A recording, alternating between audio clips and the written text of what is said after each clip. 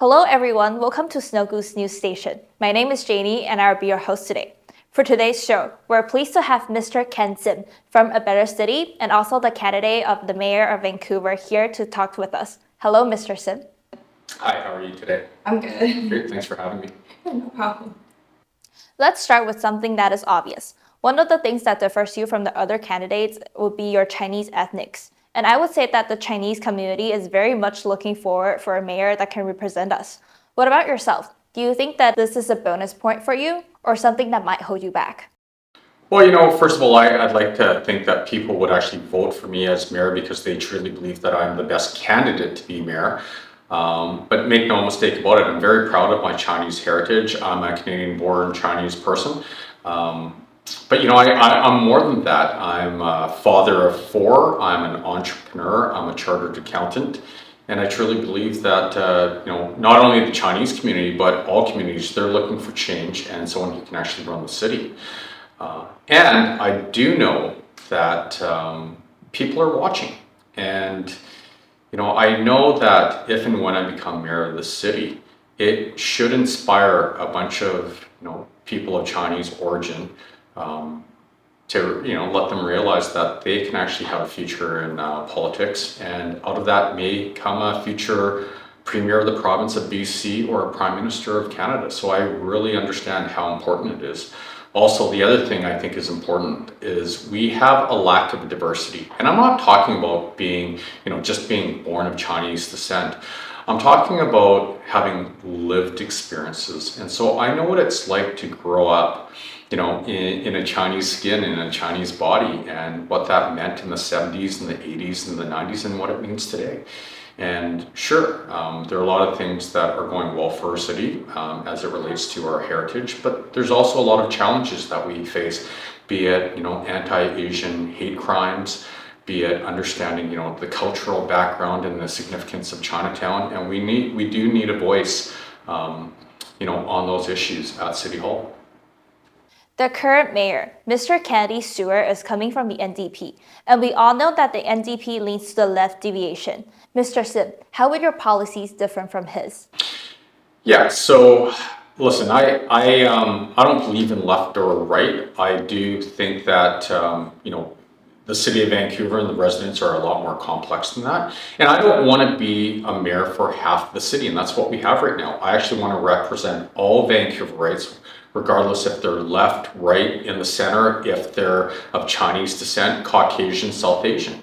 And that's where we need to go, because at the end of the day, the city, all the issues we face, be it housing affordability, having vibrant neighborhoods, having safe streets, these are not left versus right issues.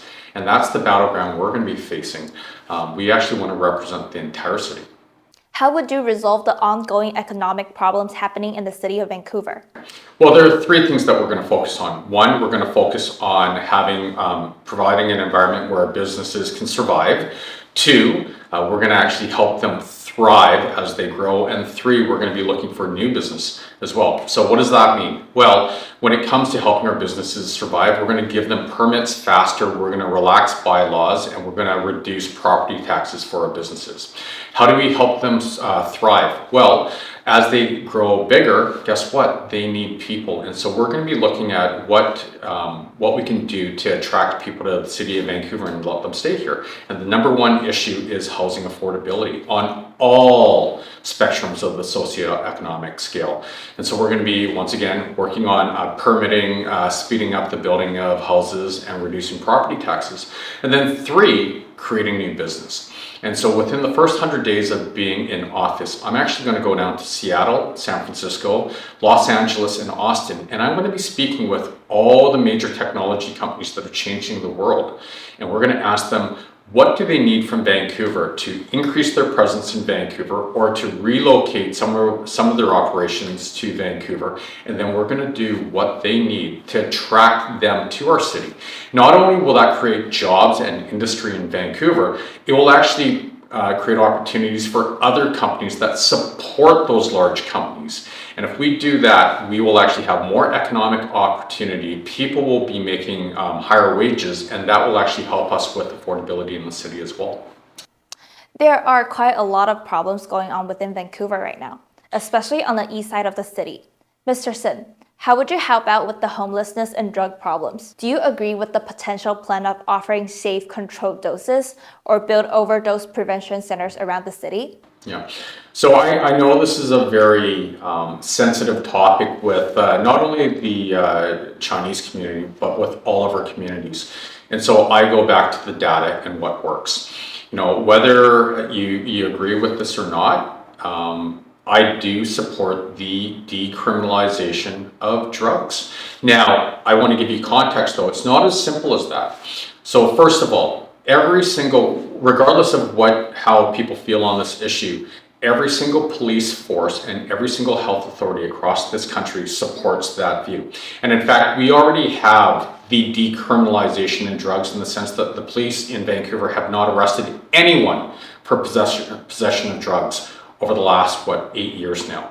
Now, I support the decriminalization of drugs only if we actually implement all 4 pillars of the 4 pillars approach, which is prevention, harm reduction, treatment and recovery, and community safety. If we don't do all 4 of those, then the decriminalization of drugs and setting up these clinics is a complete waste of time, and it actually makes the problem worse, which is what we are seeing on our streets right now. The 2 things we really need to focus on if we're going to support the distribution of legal drugs under the supervision of our healthcare system is we need to make sure that we have adequate treatment and recovery, which we do not have right now, and we need community safety, and we need to invest more on having officers on the street with social workers, with healthcare workers as well. That's what we need to do, and that's what we failed to do as a city and as a province and as a country. And so anything that I support needs to have all 4 of those pillars, or I won't be supporting it at all.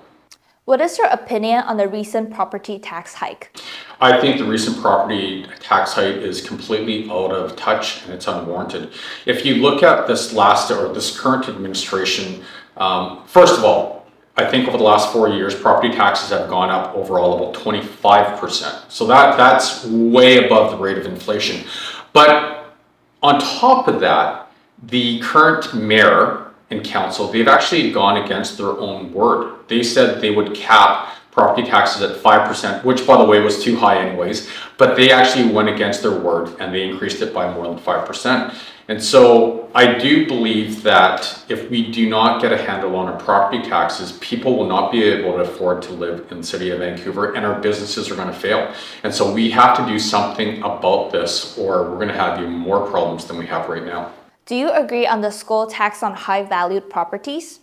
Now, I know it is popular with some constituents in the city of Vancouver, but at the end of the day, what we've seen is that actually does not provide more attainable housing for anyone. And recently, even our provincial government has admitted that. David Eby has come out and said that we cannot tax our way to more affordable housing. And so these taxes, they haven't worked. Even you look at the last 3 to 4 years, housing prices have gone up significantly, rents have gone up significantly with these taxes, and we do not have more affordable housing. So I think we have to look at things differently. And once again, taxes just for the sake of taxes. Recently, vacancy tax has been a popular topic among us citizens, and I have to say that we're all quite curious about your opinion on it. Yeah, once again, look, it's not just the vacancy tax, it's anything that the city does. If things work and they're effective, we will do more of it. If they're not effective, we will relook at it, try to improve it, or we'll scrap it. And I can tell you right now, the vacancy tax, as popular as it is, and I would support it if it made sense and it worked, the jury's out on whether or not it's effective. We have less than 2,000 properties that are considered empty. So even if we brought all those properties into the rental pool, that will not make any material impact on more affordable housing options in the city of Vancouver. And in fact, when you look at what's happened with COVID, when we shut the whole country down and people haven't been coming here, guess what? Housing affordability has gotten worse. So we need to look at things differently. And what we're going to do is we're going to be looking at everything. And what makes sense, we'll do more of. And what doesn't make sense or doesn't work, we're going to try to tweak it or we're going to scrap it. For the last question, this will be a little bit of a rough one. You're now representing a newly established party, and the last time you ran for the NPA. And they're also having someone to run for the position this time as well. Some says that this more or less means the right deviation is split and might affect the final result. Do you think that this is true? Yeah, well, the parts that are true are, yes, the NPA, they are running another candidate. And the reality is our city is split, not just on the right, our city in general.